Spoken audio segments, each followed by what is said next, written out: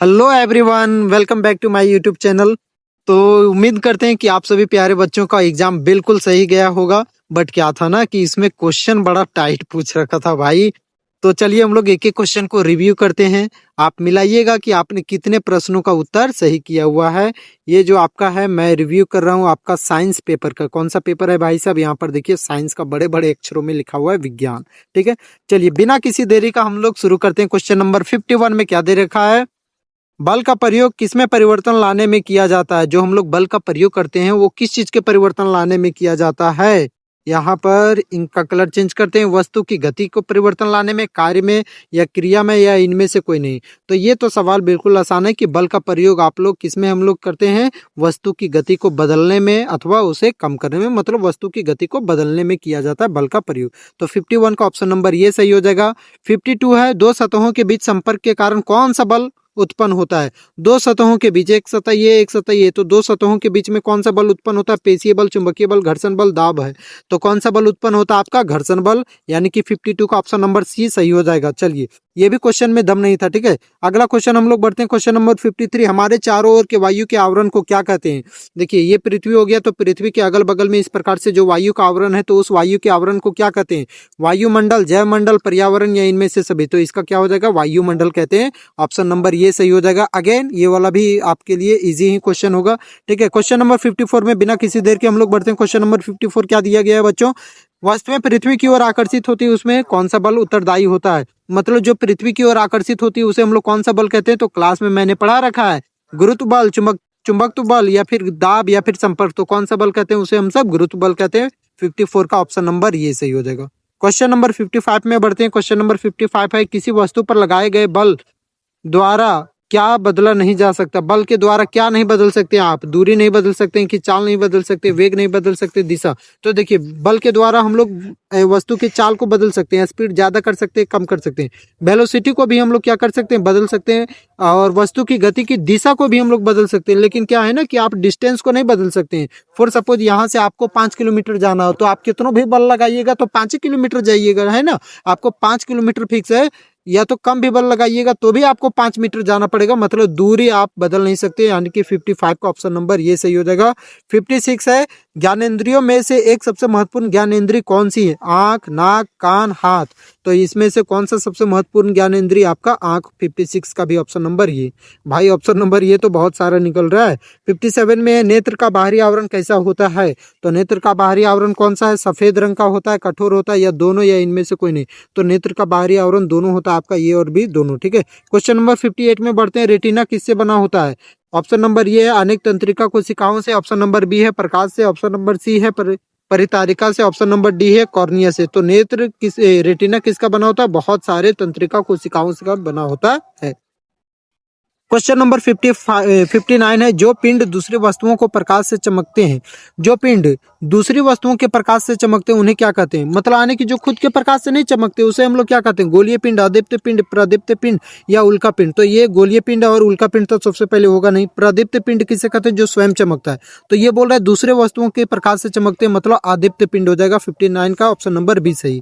Question number 60 है, सामान्य नेत्र के लिए निकटतम बिंदु कितना होता है? तो निकटतम बिंदु कितना होता है? 25 मीटर, 2.5 मीटर, या 25 सेंटीमीटर, या 2.5 सेंटीमीटर। तो इसके लिए ऑप्शन नंबर सी सही हो जाएगा, 25 सेंटीमीटर। क्वेश्चन नंबर 61 में बढ़ते हैं। जब श्वेत प्रकाश प्रिज्म से होकर गुजरता है तो प्रिज्म के आधार की ओर प्राप्त रंग होता है कौन सा? मतलब श्वेत प्रकाश को हम लोग प्रिज्म से गुजारते हैं ना, तो पहले हम लोग एक प्रिज्म बना लेते हैं। यहाँ से श्वेत प्रकाश गुजर रहा था, तो इस प्रकार से कितने रंगों में वो बदल रहा था? 7 रंगों में।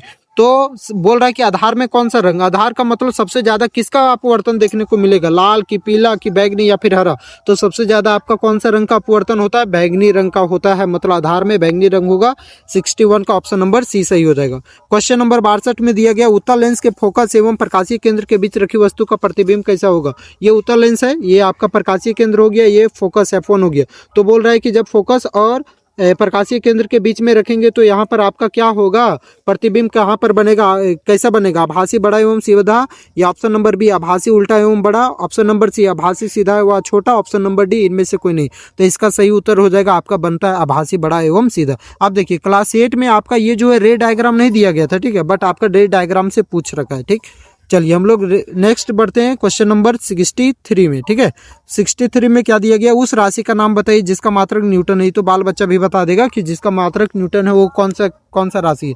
दाब है, बल है, भार है, इनमें से कोई नहीं। तो क्या है, बल। तो बल का एसआई मात्रक क्या होता है, न्यूटन। क्वेश्चन नंबर हम लोग 64 में बढ़ते हैं। पीतल है, पीतल क्या है, धातु है, अधातु है, मिश्र धातु या उपधातु। तो याद रखिएगा, ब्रास जो होता है, पीतल जो होता है आपका मिश्र धातु होता है, जिसमें दो चीज पाए जाते हैं। कौन कौन सा पाया जाता है, आपका जिंक होता है, जिंक, ठीक है, और तांबा। तांबा और जिंक के मिश्र धातु का नाम है आपका पीतल। तो यहाँ पर 64 का ऑप्शन नंबर सी हो जाएगा सही। ठीक, क्वेश्चन नंबर 65 है, कमरे के ताप पर द्रव अवस्था में रहने वाली धातु कौन सी है। तो कौन सी धातु है जो कि कमरे के ताप पर द्रव अवस्था में पाई जाती है, तो पारा। आधातु पूछा रहता है तो ब्रोमीन। तो 65 का ऑप्शन नंबर ये। 65 में है धात्विक ऑक्साइड होते हैं। तो किस प्रकृति के होते हैं धात्विक ऑक्साइड, अम्लीय, क्षारीय, उदासीन, इनमें से कोई नहीं। तो कौन से प्रकृति के होते हैं, आपका क्षारीय प्रकृति के होते हैं। ठीक है, 66 का ऑप्शन नंबर बी। 67 सबसे अधिक सक्रिय धातु कौन सी है। तो सबसे अधिक सक्रिय धातु कौन सी है, पोटेशियम, लोहा, सोना, तांबा। तो सबसे सक्रिय धातु कौन सी है आपका, यहाँ पर ऑप्शन नंबर ये सही हो जाएगा, पोटेशियम। याद करिए वो ट्रिक, केदारनाथ का माली आलू जरा फीका सनम पकाता है, हमारी करीना हंसेगी, आएगी और पीटेगी। ठीक है, तो इनमें से सबसे टॉप पर कौन बैठा था, आपका पोटेशियम। तो इसके लिए सही उत्तर हो जाएगा पोटेशियम। नेक्स्ट हम लोग बढ़ते हैं 68 नंबर में। विद्युत घंटी किस प्रभाव पर कार्य करती है। जो घंटी होता है ना, जो हम लोग घर के बाहर में लगाते हैं, टिडिन टिडिन वाला, तो कौन से किस पर कार्य करती है, उसमें प्रभाव, रासायनिक प्रभाव, चुंबकीय प्रभाव, या इनमें से कोई नहीं। तो किसके ऊपर में काम करती है, वो चुंबकीय प्रभाव पर कार्य करती है। 69 में हम लोग बढ़ते हैं। विद्युत बल्ब में कौन सी गैस भरी जाती है। विद्युत बल्ब में कौन सी गैस भरी जाती है, ऑप्शन नंबर ये, निर्वात रहता है, वायु भरी रहती है, निष्क्रिय गैस भरी रहती है, या हाइड्रोजन भरी रहती है। तो देखिए निर्वात तो नहीं ना रहेगा भाई साहब, यहाँ पर क्या रहेगा आपका, निष्क्रिय गैस भरी जाती है। मतलब 69 का ऑप्शन नंबर सी सही हो जाएगा। 70 में आते चुंबकीय क्षेत्र का इकाई मात्रक क्या है। तो चुंबकीय क्षेत्र का इकाई मात्रक क्या होता है, वेबर होता है, टेस्ला या फैराडे, या इनमें से कोई नहीं। तो चुंबकीय क्षेत्र का आपका इकाई मात्रक क्या होता है, आपका टेस्ला होता है। नेक्स्ट हम लोग बढ़ते हैं क्वेश्चन नंबर 71। विद्युत चुंबकीय प्रेरण की खोज किसने की, who discover electromagnetic induction. Electromagnetic induction का खोज किसने किया, फैराडे किया, मैक्सवेल किया, फ्लेमिंग किया, या फिर एम्पियर ने किया। तो किसने किया था, फैराडे ने किया था। ऑप्शन नंबर ये सही हो जाएगा। पृथ्वी का विभव होता है, कैसा होता है पृथ्वी का विभव, मतलब electric potential of earth. Electric potential कैसा होता है, मतलब अर्थ का ऋणात्मक माइनस में होता है, पॉजिटिव मतलब धनात्मक होता है, शून्य होता है, या फिर अनंत। तो आपका क्या होता है, आपका शून्य होता है। ऑप्शन नंबर सी सही हो जाएगा। इसीलिए तो हम लोग उसे कहते हैं ग्राउंड स्टेट। ठीक है, अगला हम लोग बढ़ते हैं 73 में।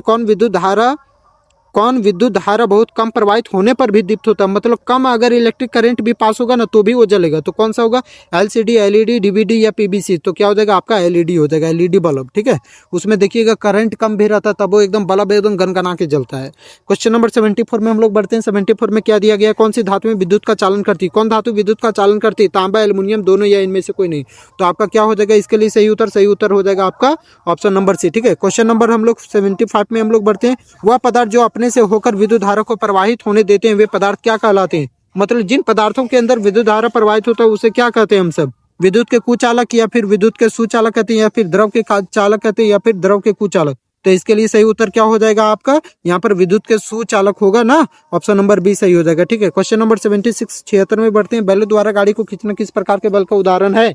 तो देखिए यहाँ पर पेशीय बल, घर्षण बल, दाब, या इनमें से कोई नहीं। तो बैलों द्वारा जो गाड़ी को खींचा जाता है वो आपका कौन सा बल हो जाएगा, पेशीय बल हो जाएगा, यानी कि आपका ऑप्शन नंबर ये सही हो जाएगा। ठीक है, क्वेश्चन नंबर 77 है। दरवाजे को धक्का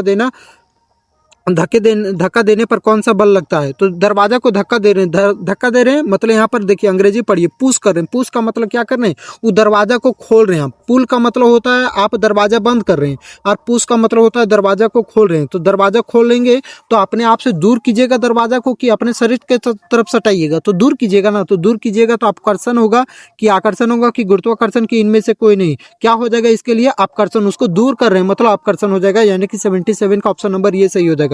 78 है। पृथ्वी की सतह से ऊंचाई के बढ़ने के साथ साथ वायुमंडलीय दाब पर क्या असर पड़ता है, बताइए, घटता है, बढ़ता है, या दोनों, या इनमें से कोई नहीं। तो देखिए पृथ्वी की सतह से आप जितना ऊपर चलते जाइएगा ना तो वायुमंडलीय दाब क्या होता है, यहाँ पर आपका घटेगा। ठीक है, ये ऑप्शन नंबर ये सही हो जाएगा। पी डायरेक्टली प्रोपोर्शनल होता है 1/h के। ठीक है, फॉर्मूला पढ़ाए थे आप लोगों को हम क्लास में। ठीक है, पौधे व जंतु कहाँ पाए जाते हैं, पौधे और जंतु कहाँ पर पाए जाते हैं, जंगल में, पानी में, आकाश में, या दोनों। तो भाई पेड़ पौधे और जंतु तो दोनों जगह पाए जाते हैं ना, जंगल में पाए जाते हैं। क्वेश्चन नंबर 80 क्या दे रखा है आपका, क्वेश्चन नंबर 80 में है, प्रति इकाई क्षेत्रफल पर लगने वाले बल को क्या कहते हैं। मतलब प्रति इकाई यानी क्षेत्रफल पर लगने वाले बल को क्या कहते हैं, यानी कि बल बटा क्षेत्रफल का फॉर्मूला क्या होता है, ताप, दाब, आकर्षण, या इनमें से कोई नहीं। तो क्या होता है आपका दाब होता है ना, ऑप्शन नंबर बी सही हो जाएगा।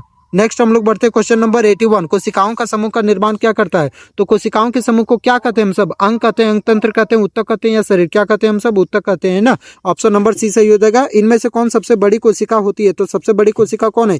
जीवाणु, जंतु या शुतुरमुर्ग का अंडा, या इनमें से कोई नहीं? तो ऑप्शन नंबर सी शुतुरमुर्ग का अंडा हो जाएगा। Question number 83। कोशिका का अर्थ क्या है? ठीक है, कोशिका का अर्थ क्या होता है? क्षुद्रतम जीवित अंश होता है, या ऊतक होता है, या समूह होता है, या इनमें से सभी? तो क्या होता है आपका? क्षुद्रतम जीवित अंश होता है। ठीक है, स्मॉलेस्ट लिविंग पार्ट होता है कोशिका।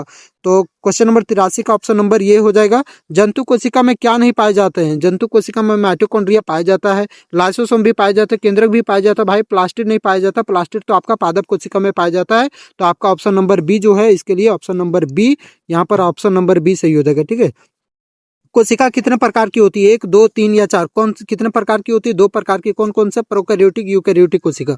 आगे है सजीव में अनुवांशिक गुणों का वाहक कौन होता है? तो सजीव में अनुवांशिक गुणों का वाहक कौन है? जीन। ऑप्शन नंबर सी सही हो जाएगा।